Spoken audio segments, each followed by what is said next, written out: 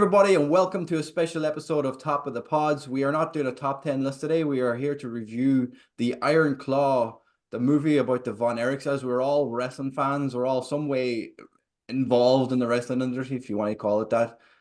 We thought it would be a good idea to sit down. We all went to the cinema together, sat in different seats, but we all went together to see the film. The first time we've all together went to see a film, so we had no choice but to do a review of the film. Now that it's out in Ireland and across Europe, it's finally out on this side of the pond.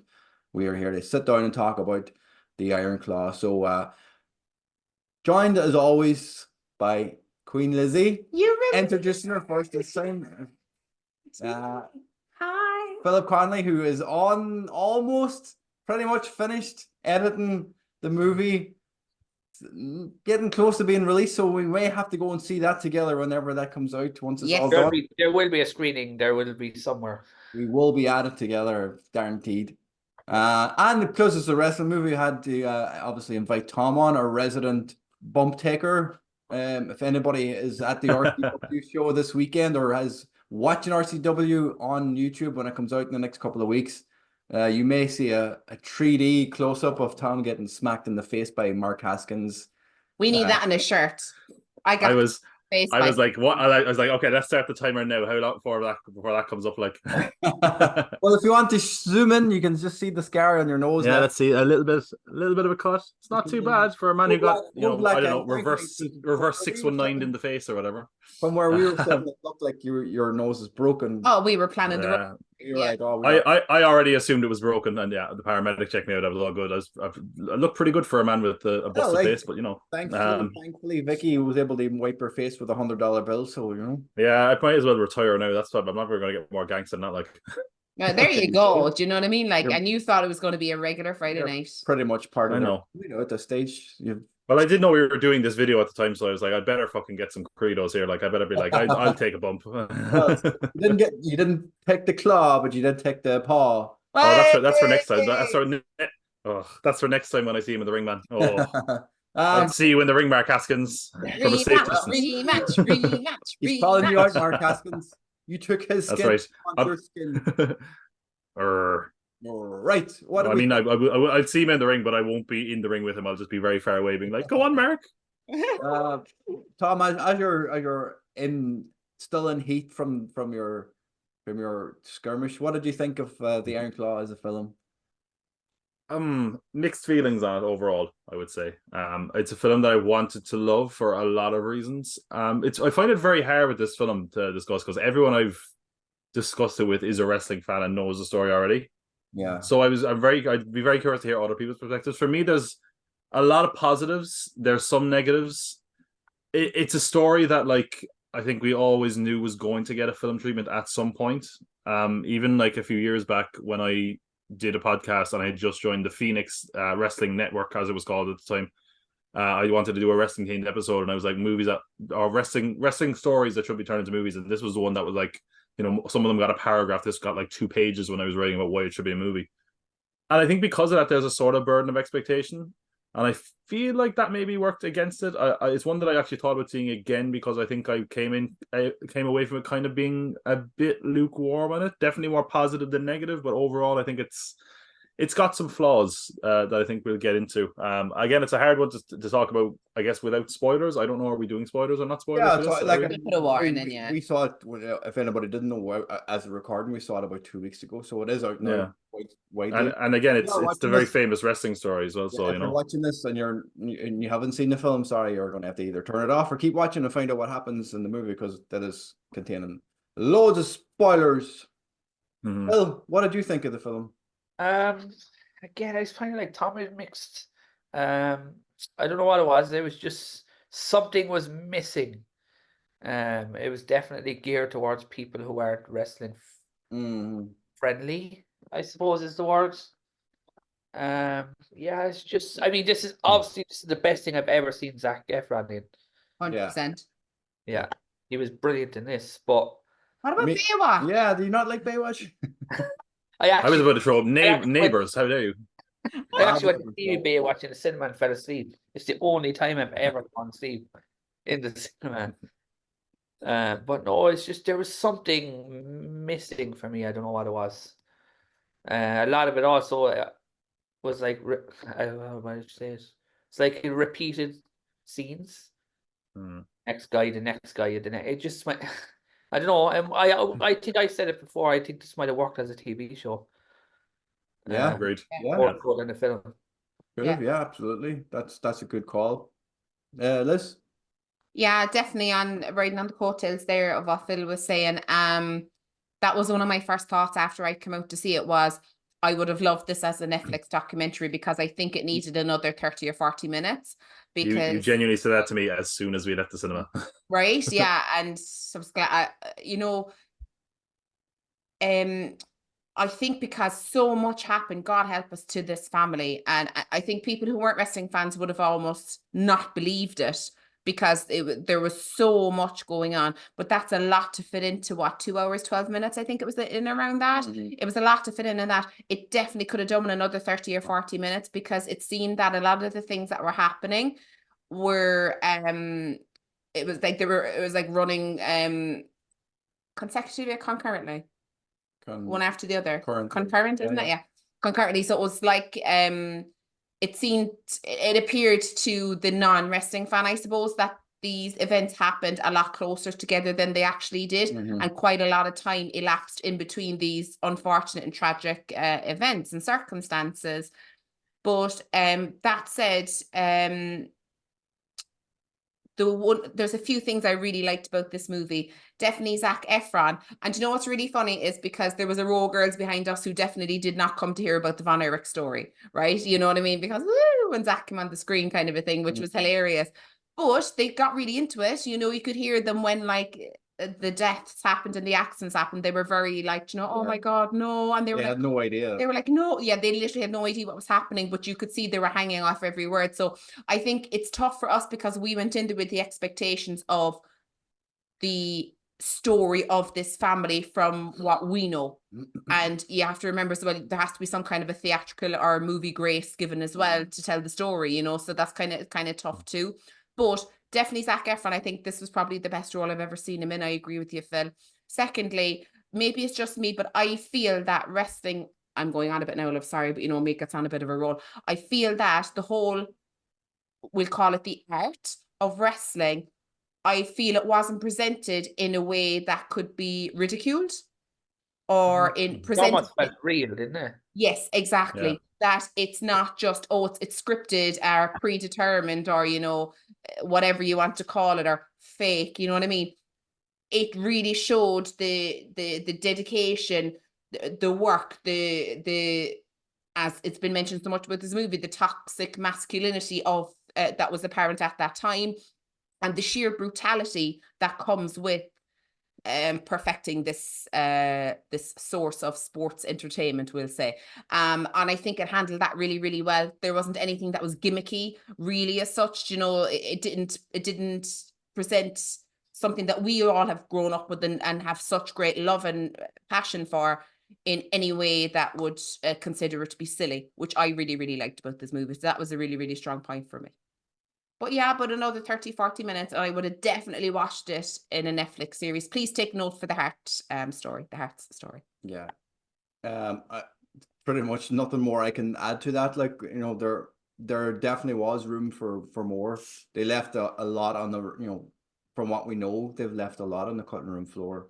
Not just MGF, like being, and you know, having, I can't remember, he had like a good 10 minutes of screen time cut out of it that he was actually in himself.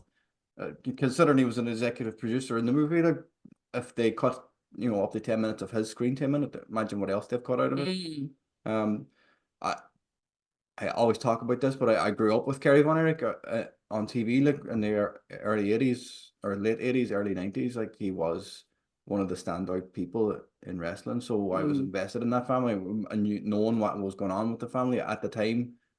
I was invested in the story of the family. I just wish they had told a lot more of the story. But you're right. I think a series would have been a much better way of going, or, you know, just telling the story of one person and not getting too deep into the rest of the characters in the film. But, you know, they had to cut out a lot of things in the film. Like they cut it right down. Like the fact that they cut out one of the brothers altogether I was gonna say.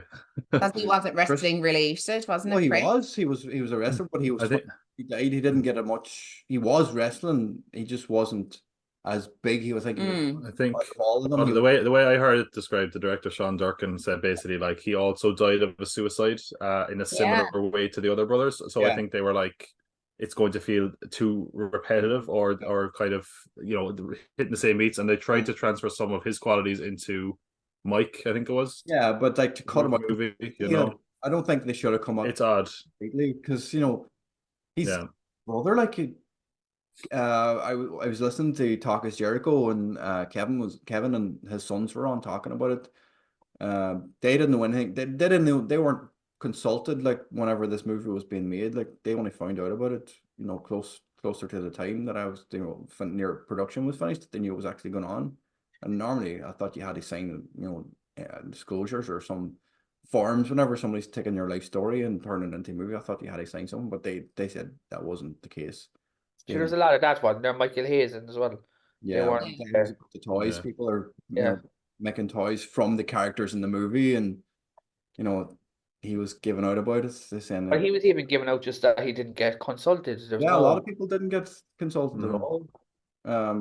Like they were talking about the movie, like they as a family they loved it. They did talk about Chris not being involved in it and understanding why, in a movie sense, why having the same people, you know, same type of deaths, you know, in a tragic story, you know, it was a way of cutting out that. It was more, the story was more about Kevin's survival than the brothers, you know, misfortunes and the family. So I just thought they could have, you know, at least had him in the film at all. Like even at the scene whenever they all met in heaven at the, you know, when Carrie died, you know, they all met at the lake, and it's just like, you know, he's not there at all. Like it just seemed weird not having that brother. Like, you know, if you're telling the story of a family, they should all be there. Like if you're going to have Jack Jr., you should have Chris as well. You know, that kind of way. Like exactly. Like was, you know, just doesn't make sense. Like a lot the timing of it was all over the place as well. Like you said, like, that seems to be a trend these days in films that I've noticed. Made no sense. Like the way they told it, like when Kerry won the title and he went out on the motorbike, and like there was a 2-year gap from him winning the title to him having the motorbike crash where he lost his leg, and they made it seem like it happened the same night. You know, I feel like they kind of robbed it of a lot of positive motion with that as well. Like him winning the title should have been it felt like it could have been a such more jubilant moment, and it's basically like framed as Kevin's reaction to it more than anything. But is that? And I think that's like copyright. Is that due to copyright issues? I don't know, but surely if they recreated some of the other matches, they could have recreated some. I just feel like there was no jubilant moment there when there could have been. I felt like it would have actually probably worked better, because you would have had the triumph and then the low of what followed. Like instead of this, kind of felt like a constant like baseline and then sadness. You know, the whole arc of the story was trying to get him to win the title. Like it kept getting it felt very overshadowed when it actually happened to it. Went over him, like just made no sense. I think actually it's an interesting thing to talk about this movie in general. Did any of you find, and I think it's probably in some ways is the right choice, it very much kind of felt like it didn't depict or kind of hit away from some of the kind of more graphic elements of like the suicides or deaths, and I guess that was out of respect. And it was an interesting choice. Like I was kind of like, I was actually when the motorbike scene happened, I was like, I know what happens obviously, but I'm thinking like there might be some people who watch that and they're kind of like, wait, it kind of really feels like it jumps from him being on a bike to all of a sudden here he is in the kitchen without a leg. You know, it's like, you know, it feels like there could have been maybe a bit more of a middle ground. I didn't know. I never knew the Texas Tornado had a prosthetic foot. Never knew. Never ever knew. So that to me, I knew there was a motorbike accident. Never knew he lost his foot. Only Vince knew whenever he signed for WWF at the time. Well, I should have known too. No, but like they didn't let anybody know. Like he would shower with his boots on. Like he wouldn't let anybody know he had a prosthetic leg at all. Like only Vince knew about it until later on in his life. Which is unbelievable, though, isn't it? Like, and I mean, oh my god! And I don't only by watching this film, there's only one thing that actually copped on why he was called the Texas Tornado, is because he was a record discus thrower. Like, and that's where he got the Texas Tornado nickname from. I didn't cop that until I watched this film. I didn't know that. Wow. He's still a third in the college where he was record holder, and he's in the top 3 of all. Wow. So if USA hadn't pulled out of the Olympics in 1980, Oh, he was a surefire, like, surely. he would have been on like winning fucking medals, like, and he may never become a wrestler. And this tragedy might never have happened. Yeah, that was one of the interesting things. That was one of the things I didn't know at all, and I thought that was like really interesting. Yeah. It was not, and I kind of feel like there was other things in the film that maybe felt a little bit like they sanded off some of the edge. I don't know how you felt with this. It felt like there was like there was a lot of kind of instances of drug use and stuff, and suicides that were because of drug charges hanging over people that were really brushed over and ignored. And I guess they wanted to kind of cling to the almost like supernatural idea of a family being cursed as opposed to them having other outstanding issues. Yeah, I think the Dark Side of the Ring was a lot more compelling to watch than this. I would say actually anyone that like is looking for like supplemental material to this, there's obviously the last of the Von Erichs, the Dark Side of the Ring episode, and there's also ESPN did a mini 30 for 30 called, I think, the Wrestling with the Curse, I think it was called, that really was basically catching up with Kevin Von Erich now and recapping what all that happened, which is fascinating as well. Definitely recorded viewing. Well, they were like saying the curse didn't just stem to the family, like people who are involved with them, like Bruiser Brody, like had been stabbed, who had trained, a lot of them, they all trained together, like he was part of the curse as well, like if you believe in that kind of thing. They even changed the baby's surname. Yeah. Didn't want the baby to have Von Erich's surname. They changed it back to Atkinson. Atkinson, is it? Atkinson, what do you think? Do you believe it's a curse? I just think their dad was so abusive that they're traumatized. In the film, they depicted him that way, though. Yeah. That's something I was going to say. I thought they let Fritz off very lightly in this. I think they kind of presented him more as more of like a stern coach as opposed to like a really almost abusive father, like he seemed to be in real life. Like, Kevin talking about that Jericho thing, he had mentioned that's the one thing he didn't like about the film. He said he made him seem like the bad guy when in fact he was. Yeah, I heard that, and again, maybe it's obviously I've heard his granddaughter say the same thing. I think, but the way I always heard is like some of the shit he did to them. It sounds like Jesus Christ, like he said something to Kevin at one stage, being like, handed him a gun and said like you should join your brothers or something. Like the man was a psychopath. Like whereas here I thought it was actually a great performance by what's his name, Holt McCallany. Yeah, he was excellent. Yeah, he's one of the people where I'm like, if he had been nominated for best supporting, I would have been like, yeah, I can see why. Totally see it, yeah. I don't know. I think they framed it very loosely as just like he wants a title he never got. I feel like there could have been more of a dark light shined at him. Was there any mention of awards for this? I don't think it got any nominations. No, it got nothing. Nothing at all. Totally locked out. I think it came out there too late. I don't know how that works because there's films that are in the cinema right now at the minute that are up for awards. So. But they've come I out. think it was. I think it was eligible, but I don't think it got any Oscars, as far as I know.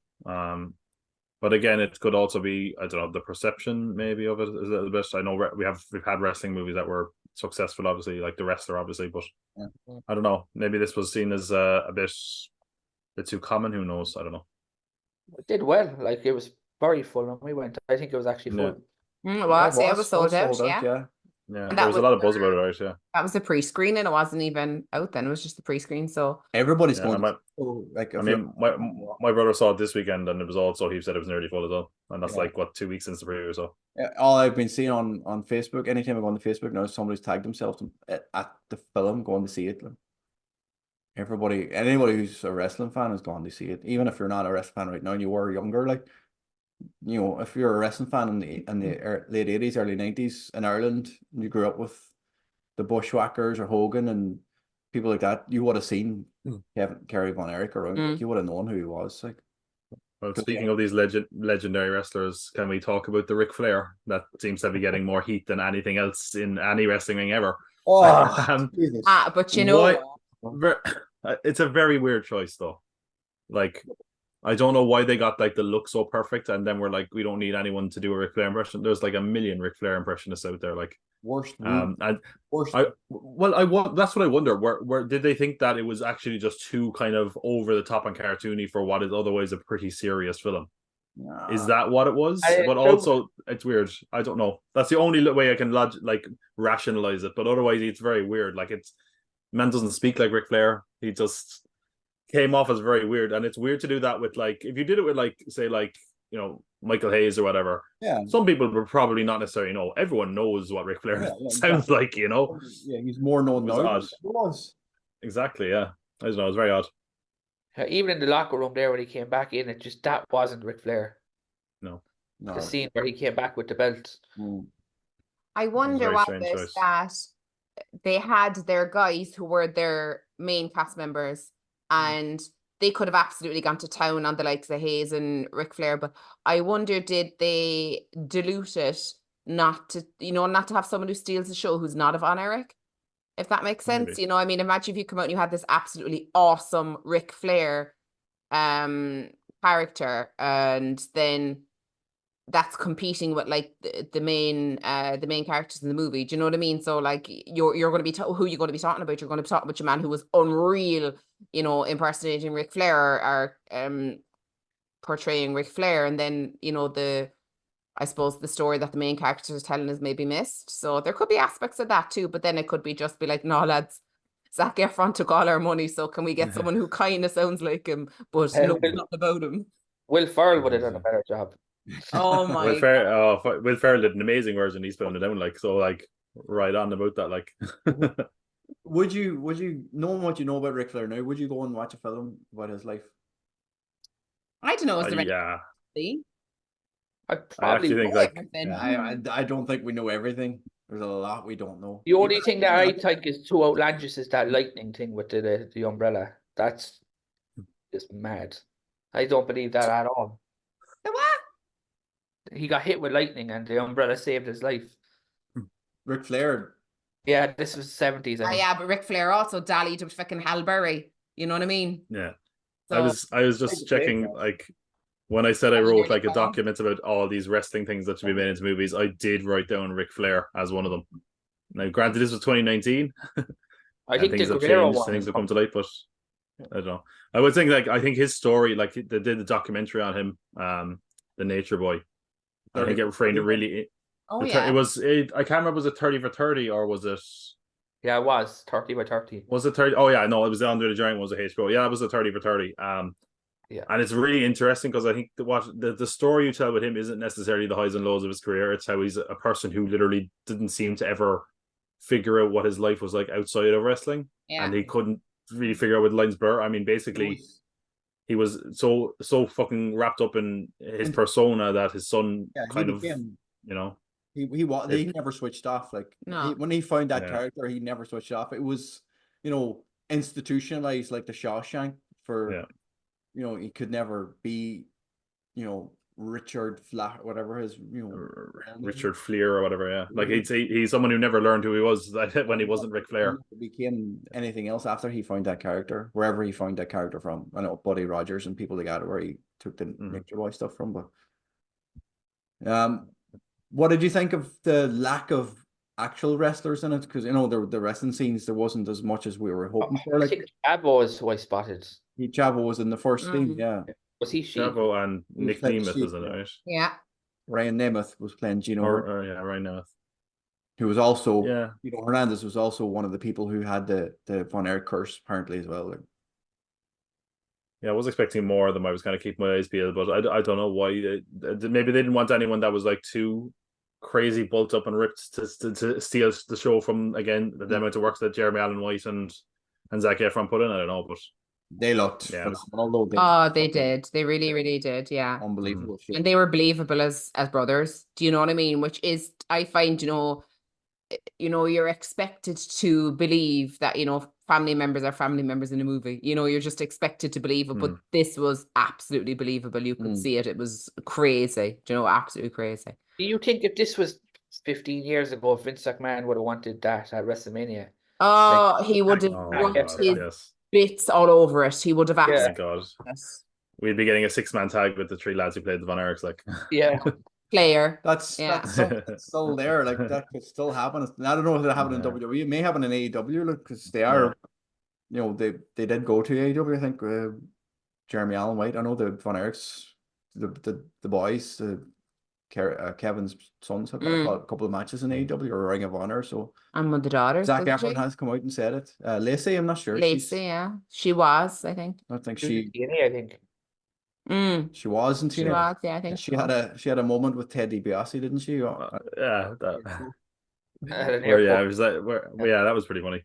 Yeah. But yeah, I think like that's probably the movie's biggest strength was I thought the casting was really good and they really Yeah. did a great job of like solidifying the family relationship and bond between the brothers. Yeah. And I think that's why the first half of the film to me just felt way stronger. Like I was really into it when it was building up and seeing, what was awaiting them, and then it just kind of became an endless montage of death. It kind of felt like there was no room to breathe. Yeah. Although speaking of montage, there, but the highlight of the film for me, there's a montage with Tom Sawyer playing that's freaking phenomenal. But it was so obvious and so but so amazing at the same time they didn't even care. It was just Well, amazing. It was really well done. That was one of Carrie's entrance songs. Like he It used was, that when he was younger. Yeah. yeah. It's an epic song. I don't know that. The only other kind of positive I had aside from that, I think that we haven't touched upon, was the ending. I thought was really good. Yeah. Like literally the final scene, because it's one of those ones where like anytime I pictured this, it was like what is the ending? Where's the happy ending? And I was always like, well, it's that his sons become wrestlers, and they're fine. But again, they kind of found a way of doing that without jumping too far ahead. And they kind of paraphrase, his famous quote of, I used to have this many brothers and now I'm not even a brother. And I think they managed a great way of doing that felt more endearing and had a bit of hopefulness to it, which I thought was really well done, to be fair. Yeah, Sean Durkin actually came out and said that he had made sure that last scene was the last scene shot. That was the last day of shooting. They shot that last scene, and he made sure that Zac Efron didn't cry for the whole shoot. Didn't cry for the whole shoot at all. Like, and that was the first time he cried. That cry was on cue, first time go, and he shot it for the last scene. Yeah, and I think that's why some people are kind of would feel a bit strange about Zac Efron's performance, because it's a very stoic performance. And I think what's hard about that is when you see Kevin Von Erich, that's pretty much what he's like. He's seems very kind of logical and stone. As I suppose he's probably, at this point, he's very tempered after everything he's gone through. Like, and I think because of that's a more reserved maybe performance than people might expect from, a muscled up Zac Efron in a wrestling movie. Yeah. I think that's what was really good about it. So that, Zac Efron actually can do something a bit more subtle. I think that's what really worked with it about his performance, to be honest. Yeah. Yeah. He was stellar in it. Definitely a standout role for him, I think. With the Von Erich movie now out, are we looking at a Guerrero movie? Are we looking at a Hart family movie? There was something about Pedro Pascal being Eddie. Was he too old though? I don't know. Well, we were chatting about this. If you can make Robert De Niro look 50 in The Irishman, you'll be grand with Pedro. Do you know? You've more to work with there, like, But you know. if you're going to play a 20-year-old Eddie who's jumping around the fucking place, Pedro, you can't just do his face. You're going to have to do his whole fucking body. I don't know if you can do that. Make him. I know he looks like him, but I don't think that's necessarily a good way of casting. That's like the Uncharted stuff with your man. They thought that he could just fit the role. I can't remember his name. Tom Holland. You know what I'm about? Who? There's what's his name again? The guy I said Firefly. Oh, Nathan Fillion. Yeah, Nathan Fillion. Yeah. They just looked the part and they were like, that's him. Yeah. So people probably just putting one and one together, and this probably that's not how it works. Yeah. I don't know how many of these wrestling biopics I want to see, to be honest. Like I love wrestling movies, but I kind of feel like it seems like when instead of telling a story that has wrestling in it that's interesting, they kind of gravitate towards what's a sad wrestling story. And I think that's so easily done now because there are so many wrestlers who died early. Yeah. I mean, obviously we had the Fighting With My Family, which kind of was a comedic and fun spin on the whole thing, but like other than that, I kind of feel like there's more stories to tell in wrestling than just like this is the wrestler that died, this is how the Hart family lost Owen, or how Eddie Guerrero died too young. I don't know. I feel like there is stories to tell, like, but I don't know if that's necessarily the ones I want to be told. And I also think, like, legally, like I would say, trying to make a movie without WWE totally, having their fingerprints all over it in a negative way would be impossible. Isn't there a Vince McMahon documentary coming soon? Netflix have it. Yeah, Bill Simmons, who made the 30 for 30 documentaries at HBO, is making it for Netflix. So. I'm sure he's probably pulling his hair out because he's like, God, we have to add at least three more episodes since I started. Jesus. Yeah. If it's going to glorify him, I don't want to watch it. I don't watch it. I don't want to watch it. I don't know if it. Like, it's going to glorify him because he's a billionaire and he created a fucking. Oh, and I didn't even think of this, and it is a Netflix documentary, and Netflix just bought the rights to WWE. Oh, Yeah. Stick with 30 No. for 30 on HBO or fucking whatever. Like. I'll stick with Yeah. the wall watching paint dry. Thanks very much. Okay, so that's our take on the Iron Claw. Let us know what you thought of it. Have you any thoughts? Did you like it? Did you not like it? Anything you want to talk about? Let us know below in the comments. If there's any films or any wrestling families or any other famous people you think they should make a biopic about, let us. All the scandal on Ted DiBiase's family. I want all of that. I think it'd be a great movie. There's the drama. That's a series. That's definitely a series. Oh, that should be Succession. Succession. Right? Ted Hang off. It totally should be. You better be sniffing your arm. Romulus. Amazing. We're going to quote Succession until Phil finally watches it. Yeah, I think we should definitely. There is a biopic coming out in March for Bob Marley. I'm not sure if it's interests anybody. I don't know if anybody wants to go and see it. It's rated 12A, so we were talking about that, a PG rated one. This doesn't make. I don't like biopics that are rated PG. There is an Amy Winehouse one that looks good. That should be over. That should be, yeah. I don't know what's that rated. The Amy Winehouse one. I'm not sure. Is it released? I don't know. I don't know if it's rated, but I think it's going to be like a younger age rating as well. Okay. I have to guess. I don't It'd know. be worth the look, though. I think. I mean, there's very few people who would, who wouldn't know her story. I suppose. Yeah. Before we go, have you any biopics? What was your favorite biopic? Oh Ooh, God, that's a tough one. That's a very tough question. I'll go first. I think, I too, The Doors and the Johnny Cash biopic. I thought that was phenomenal. Yeah, the Johnny Cash one, yeah. Because it was based on his autobiography, not some random screenwriter making up a story. Like, it was actually Cash written into a screenplay. I know they cut out a lot of stuff in it too, like, but I don't know, have I seen many, if I'm honest? I'm gonna have a little looky and see if I have.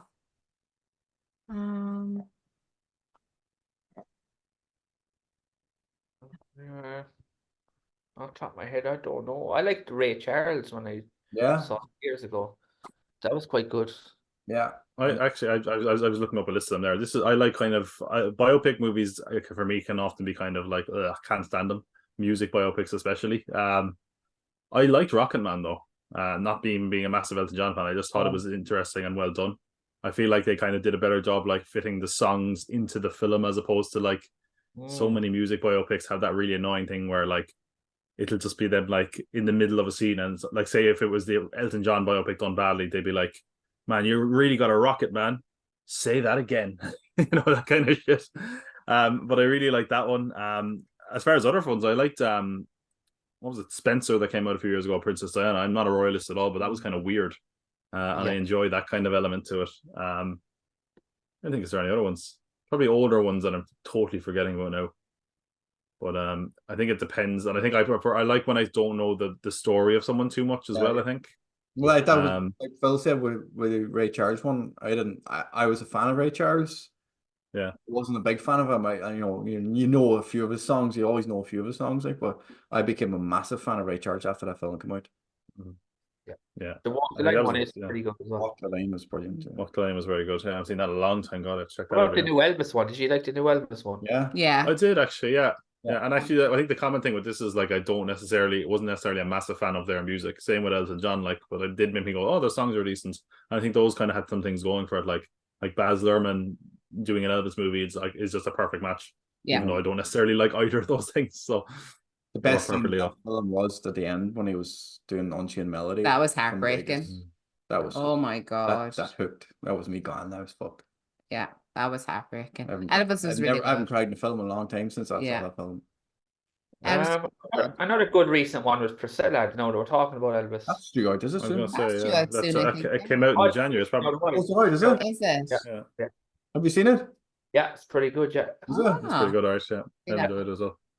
Another good one is Gotti, right? But not John Travolta, right? It has to be. I was going to say no. I was like the famously bad Gotti film. Jesus. No, calm down.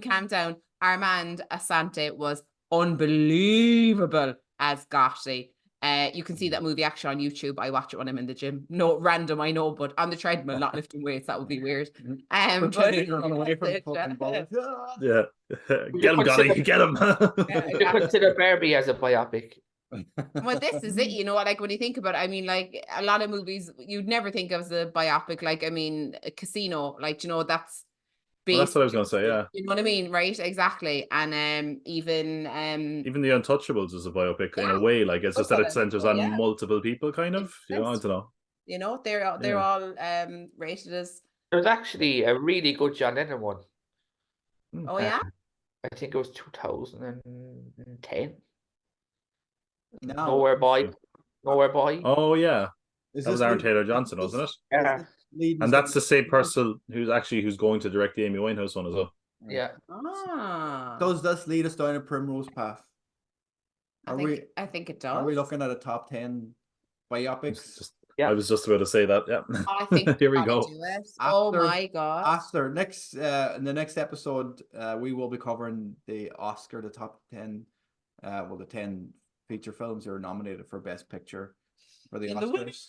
That will be at the end of this month. So after that, we did say whoever gets the predictions right. So whoever wins gets, or whoever gets closest to all the winners will get to choose. So maybe we'll do it the following month. So it depends who wins the Oscar one first. So Best Picture, Best Actor, Best Supporting Actor, Best Actress, Best Supporting Actress, and soundtrack.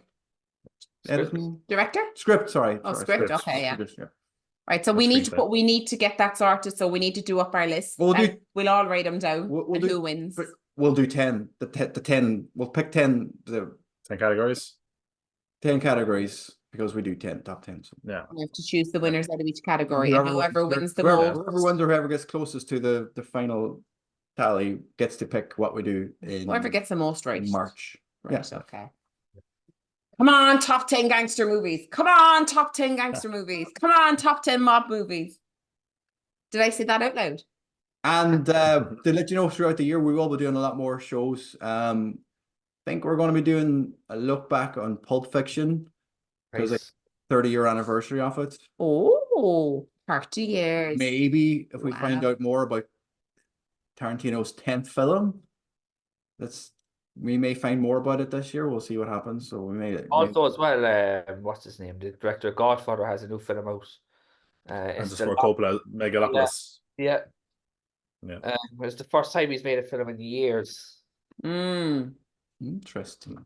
Yeah, he's got a It great has a cast as well. massive and Has a massive cast. He's been trying to make it as well for like 20 plus years, and he basically financed it out of his own pocket. So Wow. that'll be an interesting one. I reckon it'll be a 4-hour thing. Yeah. Yeah. Well, you know he likes to do it in style. Well, So. if you ask Scorsese for help, it'll definitely be 4 hours. Okay, lads, that's the show. Thanks for tuning in. Again, like we said, if you did watch the Iron Claw, or if you're planning on watching it, we just spoiled the movie for you. But let us know in the comments below. If we spoiled it for you, tell us to fuck off in the comments. It helps the algorithm. We'll send Tom after him. We'll send Tom. Yeah. Yeah, Tom and Mark Haskins. Yeah. And Victor Yeah. as well. That's it. Yeah. I'll come at you with a bleeding nose because that's the best I can do at wrestling, apparently. Tom, what have you got coming up in Pop Cult Pod this month or in the next while? Oh, fair bit planned. We'll have to see what actually comes out. The main thing that is going to come out, and it's taken a while to edit, is going to be my own award show, which is the preview of the year ahead in film. Which, Ooh. yeah, I've said this elsewhere, and I genuinely have not seen anyone dispute it because I don't think it's possible. I think I do the most comprehensive film preview in the world. I'm not even joking around and fucking around here. I'm talking about over 100 films this year alone. Which, yeah, maybe that's too many. Maybe there's a reason, Tom. But yes, that's going to be coming up hopefully soon. I have it halfway edited. You're going to see any trailers that are out for those movies, posters out for those movies, which one is ones we're most looking forward to. So yeah, that's the big exciting thing. But of course, there'll be other content in February as well that I'm excited to share. Yeah. Well, Definitely. one of the days at the end of these shows, we're going to ask you when your film is due out. There's no release date, but we're getting there. If I was to guess, I'm going to say April. April. April. Ooh. So we'll clear the schedules for April. Hopefully at the end of April when we're back. Yeah. Yeah, Do I need a with- frock? or you know, like a new do or Oh, something. yeah, well, we're all getting Yeah. dressed up for the Oscar show soon. Oh, I can't wait because Mob Lady fashion is back. It's making a huge comeback. So there's none of this like preppy little crop top shit no more. We're talking gowns, leopard print fur coats, big hair. Miley rocked it at the Grammys. I am so happy because big hair, leopard print, and mob fashion is just Did I see something I never knew I needed in my life. Did I see someone wear a dress with pins? Liz Hurley. No, like with pins, like someone wore it Manson? with like pins, like hairpins. The whole dress was made of pins. No way. Oh my God. Oh. Maybe, oh my God, maybe the early 2000s are making a comeback so as well. Let's get Mob Lady out of the way first because I am living for Mob Lady, big hair and all the faux fur. And on that note, like, comment, subscribe, and we'll see you at the end of the month for our Oscar wins. See you later, guys. Bye for now.